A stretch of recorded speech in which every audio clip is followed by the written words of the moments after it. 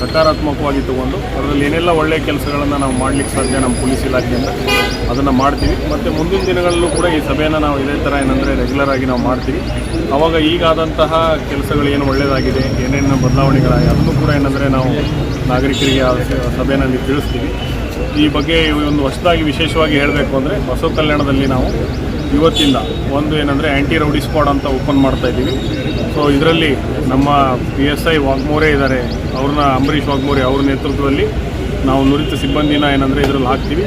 So Basava ಕಲ್ಯಾಣದಲ್ಲಿ ಯಾವುದೇ ರೀತಿಯಾದಂತಹ rowdyism ಮತ್ತೊಂದು ಏನಂತಂದರೆ ಇಲ್ಲಿ ತಲೆ ಎತ್ತದಂಗೆ ಮತ್ತು ಬೆಳೆದಂಗೆ ನೋಡ್ಕೊಳ್ಳುವಂಥ ಜವಾಬ್ದಾರಿ ಪೊಲೀಸ್ ಇಲಾಖೆಗಳಿಗೆ ಅದನ್ನು ನಾವು ಸಂಪೂರ್ಣವಾಗಿ ಮಾಡಲಿಕ್ಕೆ ಬದ್ಧರಿದ್ದೀವಿ. ಅದಕ್ಕೆ ಸಾರ್ವಜನಿಕರಿಗೂ ಮತ್ತು ಎಲ್ಲ ಸಮುದಾಯದ ಎಲ್ಲ ಏನು ಲೀಡರ್ಸ್ ಇದ್ದಾರೆ ಅವರೆಲ್ಲರಿಗೂ ನಾವೇನಂದರೆ ಇದರಲ್ಲಿ ಮನವಿ ಮಾಡಿದ್ದೀವಿ.